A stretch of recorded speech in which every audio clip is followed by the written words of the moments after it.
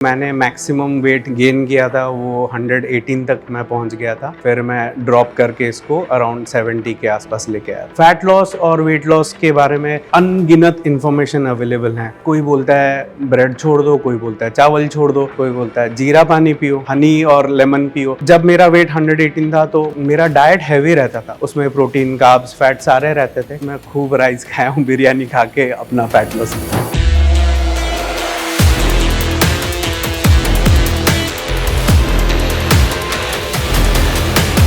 मेरा नाम सिद्धार्थ चौधरी है और मैं एक न्यूट्रिशन एंड फिटनेस कंसल्टेंट हूँ।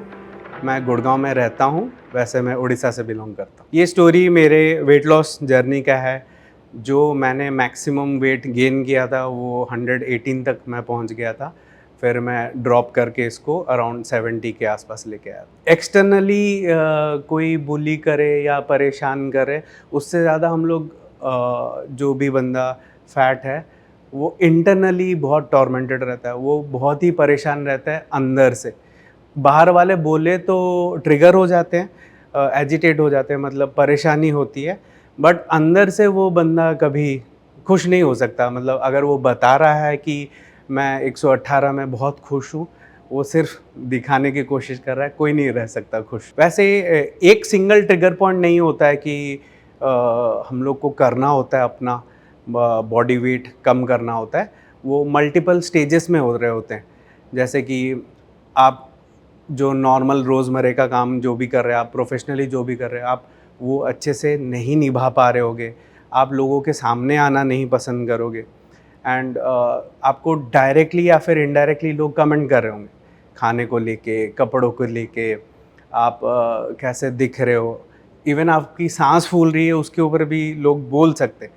वो आपको चुभते रहता है, बट ऐसा फेज़ एक आता है, एक लास्ट पॉइंट आपको आ जाता है जब इट विल बी ऑलवेज कि मेक और ब्रेक होता है।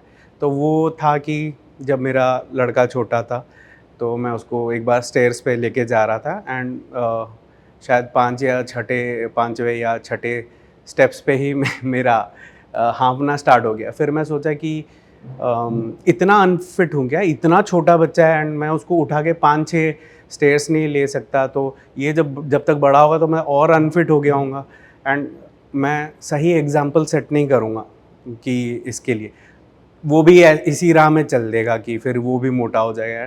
तो उसके लिए मुझे प्रेजेंट होना था कि उसको जब ज़रूरत पड़े, मुझे फिज़िकली एंड मेंटली, मैं तब कोई हॉस्पिटल में नहीं पड़ा हूँ, बट उसको उसका साथ दे पा रहा हूँ। तो उस दिन मैंने डिसाइड किया कि मैं अब तो ट्रांसफॉर्मेशन करके रहूँगा। फैट लॉस और वेट लॉस के बारे में अनगिनत इन्फॉर्मेशन अवेलेबल हैं। तो ये सबसे बड़ा प्रॉब्लम होता है कि बंदा स्टार्ट करना चाहता है कि मैं वेट लॉस करना चाहता हूँ, मैं वेट लॉस करना चाहती हूँ, बट मुझे पता ही नहीं है। कोई बोलता है ब्रेड छोड़ दो, कोई बोलता है चावल छोड़ दो, कोई बोलता है जीरा पानी पियो, हनी और लेमन पियो, बट करना क्या है, इनमें से सही क्या है? तो सब लोग जैसे स्टार्ट करते हैं कि कुछ कुछ स्टार्ट करेंगे, थोड़े दिन के लिए करेंगे, फिर गिव अप हो जाता है।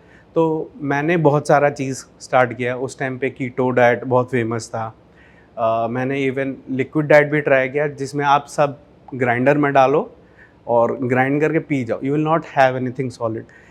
वेजिटेबल्स हो गया, फ्रूट्स हो गया, ये आप करो, क्योंकि हमने वीडियो देखा था ऐसा होता है। बट ये सारे चीज़ सस्टेनेबल नहीं होते। आप 4-5 किलो कम कर लोगे, बट आप उसको लंबा सस्टेन नहीं कर पाओगे। तो ऐसे बहुत सारे ट्रायल एंड एरर करते हुए मैंने प्रोफेशनली कोच के साथ ज्वाइन किया। उधर से मुझे एक डायरेक्शन मिला कि ऐसा ऐसा होता है। फिर मैं अपना वेट लॉस करते गया and it was very sustainable. बहुत बेसिक, ऐसे कुछ उटपटांग चीज़ आप खरीदोगे नहीं, ब्रोकली, चीज़, ये सब नहीं। आप घर में दाल चावल, चिकन, अंडा, जो भी आप वेजिटेरियन नॉन वेजिटेरियन हो वो खा रहे होगे एंड कंसिस्टेंटली आप करोगे, आपका वेट लॉस होते जाएगा। तो उसका जो रिज़ल्ट रहेगा वो बहुत एफिशिएंट रहेगा। जो आप टाइम फ्रेम में आप जो वेट लॉस करोगे वो एफिशिएंट रहेगा। वो बहुत ज़्यादा जल्दी भी वेट लॉस नहीं हो रहा होगा एंड बहुत ज़्यादा स्लो भी नहीं है। It is the right way. वो आप लंबा कर सकते हो, 6 महीने, 1 साल ऐसे करके। वहाँ पहुँचने में भी मुझे 1 साल लग गए थे, इधर-उधर के डाइट्स ट्राई करते हुए, गिरते हुए, सीखते हुए, फिर नए चीज़ को ट्राई करते हुए। वहाँ भी 1 साल हो गया था। उसके बाद मुझे 1.5 ईयर्स लगे पूरे ट्रांसफॉर्मेशन करने के लिए। जब मेरा वेट 118 था तो मुझे काफ़ी खाना खाना पड़ता था, खाने की ज़रूरत थी, तो मेरा डाइट हैवी रहता था। वो सब उसमें प्रोटीन, कार्ब्स, फैट सारे रहते थे।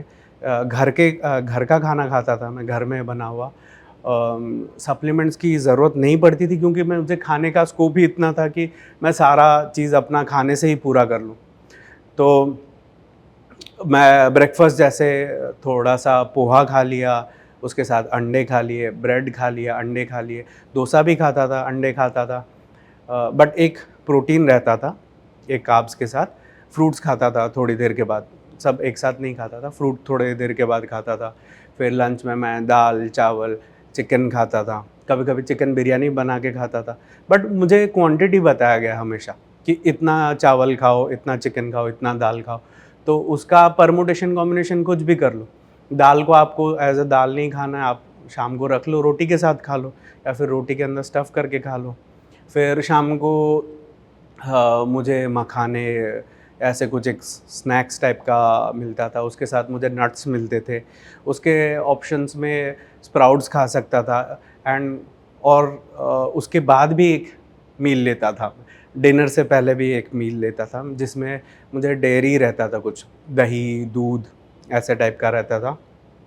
एंड रात को फिर मैं रोटी खाता था, बट मैं राइस ईटिंग ज़्यादा प्रेफर करता हूँ, तो मैं राइस, चिकन हो गया, पनीर हो गया, सोया खाता था मैं, सोया अगर मुझे नॉनवेज नहीं खाना है तो, और नहीं तो दाल खाता था। इंडिया, चाइना, इंडोनेशिया, थाईलैंड, ये सारे जो बेल्ट है ये राइस ग्रोइंग बेल्ट है, यहाँ पे उपजाऊ राइस का होता है।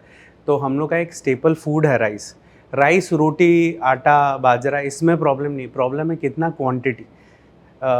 राइस हो या फिर कुछ अच्छा हो, जैसे जिसको भी आप अच्छा मानते हो, दही हो या फिर मखाने हो, कुछ भी हो, उसका क्वांटिटी मैटर करता है।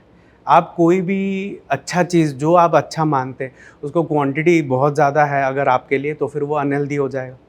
तो प्रॉब्लम राइस में नहीं है, राइस ऐसा कुछ नहीं है, मैं खूब राइस खाया हूँ बिरयानी खा के अपना फैट लॉस किया। अभी आप देखेंगे कि आज के जनरेशन में ज़्यादा लोग अनहेल्दी क्यों हैं, जो कि हम लोग के दादाजी के ज़माने में इतने लोग अनहेल्दी नहीं होते।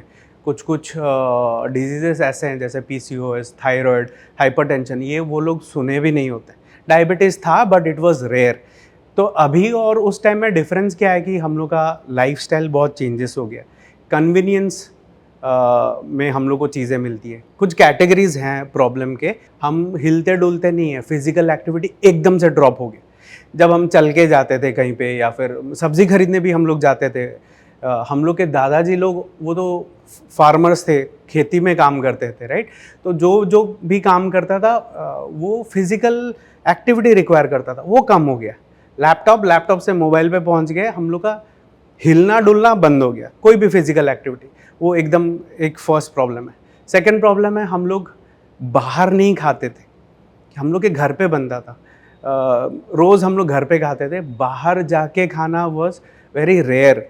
कि हम लोग को बाहर से खाना भी घर पे आ रहा है, इट वाज रेयर। बर्थडे भी है तो हम लोग बना के खाते थे, जो भी है, वो केक हो गया, मिठाई हो गया, पूरी हो गया, वो सब घर पे बनता था, सारे लोग आके खाते थे, बट बाहर नहीं जाते थे। अब क्या है कि हम लोग को वीकेंड भी सेलिब्रेट करना है, वीकेंड पे बाहर खाना है, बीच में खाना अच्छा नहीं बना है तो ऑर्डर कर लो, खाना बनाने का मन नहीं है तो ऑर्डर कर लो, खाना खा चुके अब डेजर्ट ऑर्डर कर लो। तो बाहर का खाना हम लोग बहुत ज़्यादा खा रहे हैं। सिंपल सा चीज़ आपको करना है, आपको पहला चीज़ है माइंडसेट स्ट्रॉन्ग करना है, एंड आपको हेल्थ को प्रायोरिटी देना है। अभी क्या है कि अगर आप काम पे हैं तो आप जिम के बारे में कभी भी नहीं सोचते होंगे कि मैं जिम कैसे जाऊं, बट आप जिम में ज़रूर सोचते होंगे यार मेरा कॉल छूट गया, या फिर मुझे ये काम करना है, मुझे ये घर के लिए खरीदना है। क्यों? क्योंकि वो हम लोग का प्रायोरिटी नहीं है। आपको पहला चीज़ क्या करना है, फिजिकल एक्टिविटी को आपको थोड़ा प्रायोरिटी देना। अगर आप बहुत ज़्यादा ओवरवेट हो तो आपको प्रायोरिटी देना। आप अपना ख्याल नहीं रख पाओगे तो आप किसी का भी ख्याल नहीं रख पाओगे। और बाकी के टाइम आपको क्या करना है कि आप अपने फिजिकल फिटनेस को प्रायोरिटी में रखें, उसके लिए 3-4 स्टेप्स किए रोज़ के, एंड बाकी अपना जो काम है वो आप करते रहिए। बट ये रिपीटेटिव है, this is never ending process. आप 6 महीने में 30 किलोज लूज़ करके आपको फिर भी ज़िंदगी भर एक्सरसाइज करना पड़ेगा। क्यों करना पड़ेगा? आपको मेंटेन करना है। क्यों करना पड़ेगा? क्योंकि आपको बुढ़ापे में व्हीलचेयर की ज़रूरत नहीं होनी चाहिए। आप इसीलिए करोगे ये। आपको सही खाना खाना है, इसमें कोई गलत चीज़ नहीं है। आप रोटी चावल दलिया, सोया, चिकन जो भी आप खा रहे हो वो खाओ, वो आप लंबा खाओ। आप बाहर से खाना बंद कर दो। स्पेशली पैकेज्ड फूड हो गया, जो भी पैकेट्स में मिलते हैं, या फिर फास्ट फूड हो गए, वो आप बंद ही कर दो। वो आपको लोगों के साथ सेलिब्रेट करना है, आपकी कंपनी इम्पोर्टेंट है, आप वहाँ पे हो वो इम्पोर्टेंट है। खाना खाना ज़रूरी नहीं है। तो खाने को एज एंटरटेनमेंट या फिर एज अ रिवॉर्ड मत रखिए। वो एक फ्यूल है, वो न्यूट्रिशन है। आप अपने बॉडी को नरिश कर रहे हो, उसका काम उतना ही है, उसका इम्पोर्टेंस उतना ही है, उसके अलावा कुछ नहीं है। बाकी जर्नी सिर्फ लंबी है एंड थोड़ी सी बोरिंग है, बट सबका हो जाता है।